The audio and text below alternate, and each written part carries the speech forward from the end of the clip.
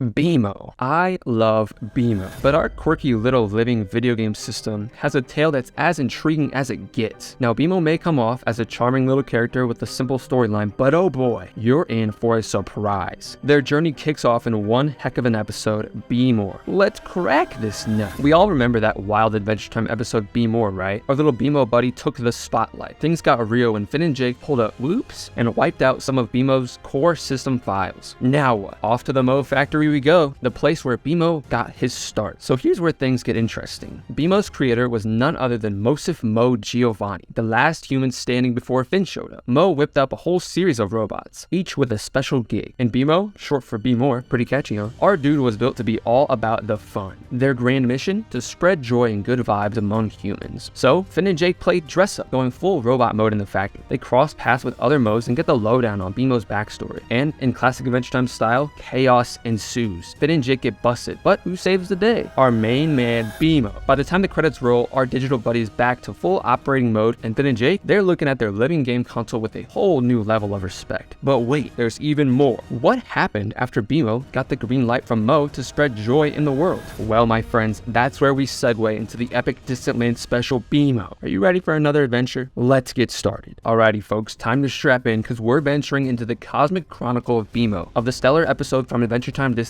Lands. BMO starring as our main dude, hopping galaxies and landing himself smack dab in the middle of a whole heap of cosmic chaos. Kicking things off, our adventurous BMO is all set to transform Mars into something awesome, and this is what happened after Mo sent out BMO to terraform Mars. But plot twist, he gets rerouted to a struggling space station, the Drift, by a pint-sized robot he names Olive. BMO, stepping onto the Drift, runs into a rabbit scavenger, Y4, and encourages her to embrace her true self. So Y4 steps up, rebrands herself Y5, and thus unfolds the tale of BMO's kindness and knack for inspiring others to be true to themselves. As the tale unravels, our beloved BMO becomes a major player in uncovering Hugo, the leader of the Drift, and his shady secrets. Hugo's right-hand man, Mr. M, who is most likely Martin Mertens, which I did a video about, ditches BMO in a pretty gnarly jungle pod, but BMO's got friends in Y5 and another bot, Seago. They piece together Hugo's grand scheme for using the Drift's tech for personal gain without a thought for the other residents. BMO and Y5 manage to blow Hugo's cover, but the crafty dude gives them the slip, making off with a bulk of the Drift's resources. Now, the real kicker comes with BMO's big return to Earth. After putting a stop to Hugo's grand getaway, BMO rallies everyone to band together and save the Drift. Despite the heavy hit they've taken, the inhabitants decide to rebuild, and BMO rides out on a space lard. He crash lands near a familiar treehouse with a young Finn and Jake goofing around, dropping a bomb that this whole episode is a prequel to the main series. Pretty mind-blowing, right? Now we've walked the cosmic path with BMO, leading us right back to the classic Adventure Time series. And even though our BMO buddy pops up right from the get-go in the series intro, his true big debut was in the Business Time episode. Let the games begin. Are you ready for a blast from the past? We're taking a trip down memory lane with Business Time. Brace yourselves, because things are about to get frosty with Finn and Jake bumping into 4 businessmen frozen solid in an iceberg. After thawing them out, they find these dudes are like productivity on steroids, so our main duo puts them to work on their adventure agenda. Here's where it gets interesting. As these suit and tie guys start to take on more of Finn and Jake's tasks, our heroes find themselves with heaps of spare time. And what better way to spend it than by kicking back with some ice cream and giving BMO a run for their money with a couple of video games. Among the gaming gems, they delve into Pro Football 1861, a quirky game with a nod to Abraham Lincoln. So BMO's making their big debut as Finn and Jake's go-to gaming console. And this is just the beginning, folks. Throughout the series, BMO shines as the perfect sidekick to our adventurous duo, offering a mix of entertainment and much needed help on their epic quests. This episode marks the kickoff of this grand dynamic. But hold up, this is just the tip of the iceberg. BMO's character is a treasure trove of quirks and charm that's yet to be fully explored, but we get a deeper peek into BMO's world in the episode 5 Short Grables. Trust me, you're in for a real treat for this one. This episode is like a showcase of BMO's wild imagination and what it does when it's home alone. Picture this, Finn and Jake are out, and BMO's got the tree fort all to itself. So what's the first thing BMO does? Runs straight to the bathroom, locks the door, and ensures it's all alone. Next, it starts a heart-to-heart conversation with its reflection, introducing us to its imaginary friend, football. Now, for those with an eagle eye for details, you might remember spotting a small drawing of football in the Distant Land special BMO. Even though, chronologically speaking, football was part of BMO's life before the main Adventure Time series, this episode is when we first meet football in the series itself. Next, BMO goes all in to show football that it's a real living boy. This includes mimicking brushing its teeth, scrubbing itself with soap, and even trying to pee, albeit pretty awkwardly, since it's all make-believe. And here's the kicker. Unbeknownst to BMO, Finn and Jake are secretly keeping tabs on its antics, even checking off proof that but BMO does weird junk when nobody's around from their to-do list. So what's the takeaway here? This episode gives us a peek into BMO's rich imagination, which becomes a key aspect of the series moving forward. From its conversations with imaginary friend Football to its attempts to imitate human behaviors, BMO exhibits a unique blend of imaginative play and a longing for human experiences, despite being a robot. This glimpse into BMO's personality sets the stage for more in-depth exploration in future storylines, making BMO one of the most loved characters in the Adventure Time universe. But trust me, we're just scratching the surface of BMO's wild imagination here. We get a much deeper dive into BMO's creative mind in the episode BMO Noir. Buckle up, because it's going to be a wild ride. Here we go. We're diving into the episode BMO Noir, where our lovable BMO takes center stage as a detective trying to solve the mystery of Finn's missing sock. The episode is styled like a classic film noir, with BMO playing the part of the shrewd detective. Now picture this. Finn's sock goes missing, and he has a minor spat with Jake about it. BMO, eager to help, steps up to find the missing sock, and embarks on an investigation that could put Sherlock Holmes to shame. BMO first grills Ronnie, who's in a picture of Finn's foot with BMO snapped earlier. Ronnie denies any sock napping, but points out a grape juice stain on the sock in the picture. BMO, however, uncovers that the grape juice is still unopened, and so concludes that Ronnie was lying. Despite Officer Davis's warnings to stop playing detective, BMO drops by Lorraine's place, hoping she can shed some light on Ronnie's whereabouts. Lorraine claims she's clueless about the sock, but a slip in conversation reveals she knows the sock belongs to Finn, leading her to confess that Bebe was the actual thief. BMO then tracks Bebe down to a dance club and confronts him about the sock. Bebe pleads innocent, causing BMO to accuse him of being sold out by Lorraine. After a misstep which leads to BMO blacking out, BMO wakes up to find Bebe is dead, and the police are on their way. BMO makes a swift exit. While unconscious, BMO experiences a bizarre dream and wakes up next to Neptune. Neptune lets BMO know that it was just them, and Ronnie was hanging out there all day, and that about a sock's worth of treasure has disappeared from the room. This revelation makes BMO deduce that Ronnie must have swiped the sock to carry the loot, murdered Bebe to keep him silent, and attempted to frame BMO for it. When BMO heads upstairs to find Ronnie, Officer Davis tells BMO they already know Ronnie killed Bebe and took the loot, letting BMO off the hook. However, a lipstick written note left by Ronnie catches BMO's eye and leads it outside to find Lorraine sitting on a treasure-filled barrel. Lorraine confesses to setting up Ronnie and Bebe and reveals that the sock is stashed in the secret grown-up kissing spot, making BMO giggle. As the episode concludes, Finn and Jake return to the tree fort, and everything goes back to color. BMO shows Finn that his sock was in his pillow the whole time. The episode wraps up with BMO revealing that their chicken is named Lorraine, who is red hot like pizza supper, and blushes. This episode really amplifies BMO's imaginative and determined character. BMO takes the helm as the detective, and despite multiple hurdles, doggedly follows the clues and eventually uncovers the truth. This episode is also a testament to the humor and quirkiness of Adventure Time, with BMO's investigation involving a bunch of non-human characters and a simple case of a missing sock turning into an elaborate plot of deceit and a treasure heist. But do you think we're done here? Not even close. BMO's wild imagination doesn't stop there. Next up, we're going to be diving into the episode BMO Lost, where our beloved BMO takes the center stage in an adventure that showcases its boundless imagination and almost human attributes. The episode kicks off with a giant eagle swooping in and snatching BMO away to its nest, filled with chicks. Despite BMO's best efforts, it ends up careening down a mountain, resulting in a broken scream. Suddenly, a bubble comes into the picture, deciding to join BMO on an epic quest to find their way back home. As they wander around, BMO and Bubble come across a hefty pink baby with a uniquely shaped hand. BMO, always the caring one, covers the baby's hand with a leaf, compliments the baby, and deduces it must be lost too. With that, BMO makes the executive decision to bring the baby along, dubbing it Ricky. Ignoring Bubble's suggestion to name it Sparkle, here we see BMO's imagination at play, turning this adventure into a full-blown buddy story. Soon, they encounter a bridge with no handrails and a spooky howling sound in the distance. Choosing bravery over caution, they decide to cross it. Sadly, Ricky tumbles off the bridge, and BMO leaps after him. As they get swept towards a waterfall, Bubble pulls off a heroic save by triggering a chain reaction that blocks their fall. After this wet and wild incident, BMO's batteries get soaked, causing it to shut down. Following a well-deserved rest, they wake up the next day when Ricky reinserts BMO's batteries. However, their reunion is cut short when the source of the earlier howling sound, Ricky's mother, shows up to claim it. After a bit of shaming, she departs, leaving BMO and Bubble to continue their journey. Finally, they make it back to the tree fort. As they wait for Finn and Jake to open the door, Bubble pops a question to BMO. Overjoyed, BMO accepts, but the celebration is cut short when Jake playfully pops Bubble upon opening the door. Despite this, Bubble's voice reassures BMO, explaining that it has become air and they can now be together forever. BMO, in classic BMO fashion, is over the moon, waving its arms and cheering. This episode is a grand showcase of BMO's imaginative prowess. Throughout the journey, journey, BMO treats Bubble and Ricky as fellow adventurers, projecting human-like qualities onto them. We see BMO's resilience, determination, and capacity for love, whether it's caring for Bubble and Ricky, striving to get back home, or gleefully accepting Bubble's proposal. BMO's personality shines through. These imaginative adventures and the display of very human emotions and behaviors remain a staple throughout the series. But hold on, BMO's flights of fancy are far from over. We've still got a fantastic episode dedicated to football to delve into, so get ready. We finally arrived at the fascinating episode of football, where the lines between reality and imagination blur for our little buddy BMO. In this episode, BMO and its mirror friend Football decide to pull off a Freaky Friday and switch places for a day. As Football steps into the Technicolor reality, she finds simple joys like playing with a duck she names Carlos and interacting with Finn and Jake. When probed about her life in the mirror world, she reveals it as cold, empty, lonely, shedding light on the stark solitude she endures. On the other hand, BMO's transition to the mirror world leaves it feeling a bit incomplete, to say the least. The real world's vibrancy and life don't translate into the mirror. To make matters worse, Football drops a bombshell that she intends to permanently reside in the real world, causing BMO to panic. In the real world, Football grapples with seeing BMO's reflection everywhere she turns. This turmoil culminates in a frenzy that includes a kitchen demolition derby, mirror smashing, and some stern words from Finn and Jake. In her quest to escape reflections, Football retreats to the only safe haven, the roof. But alas, a monstrous reflection of BMO on the chimney terrifies her, leading to a tumble into the pond. This unexpected dunk switches BMO and Football back to their respective realities. Once back in its familiar world, BMO showcases its empathy and capacity for forgiveness, overlooking the chaos Football unleashed and promising to visit her in the mirror world. Football's loneliness and longing for the real world's vibrancy are brought into sharper focus in this episode. But don't you worry, our journey with BMO doesn't stop here. There are still several episodes that beautifully illustrates BMO's growth throughout the series. Are you ready to dive in? Oh, strap in, folks, because we're hitting some of the most exciting twists in BMO's journey, and in my opinion, one of the best episodes of Adventure Time. Starting with the two-parter, The More You Mow, The Mo You Know. The tale begins with a fellow creation of Mo, Amo, returning after a long journey. Amo actually came before BMO, but there's something awry with Amo's heart, causing a destructive desire for love. Arriving at the factory, Amo finds Mo, his creator, at the brink of death. In his dying breaths, Mo hands Amo his memory backup, hoping to rest in peace among the stars. Amo, however, has other plans. Witnessing the love and compassion among the society of Moes at the factory, Amo's jealousy reaches boiling point. Harnessing Mo's memories, Amo manipulates the Moes, leading them to a tragic end in a trash compactor. The crushed Moes form a single entity, All Mo.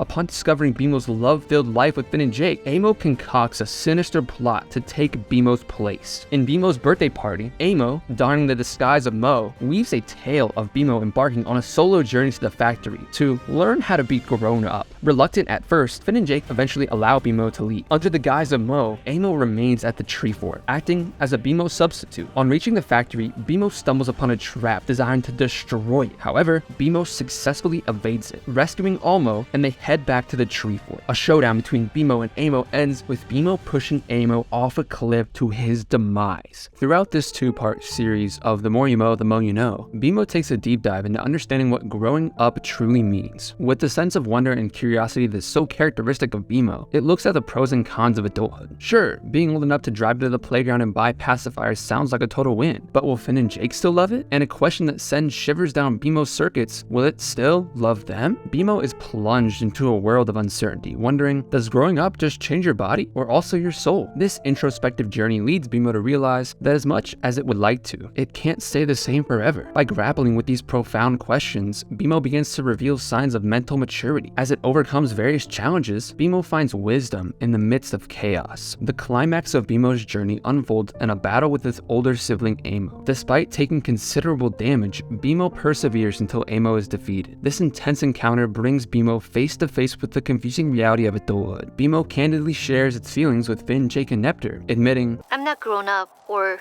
I'm too grown up now.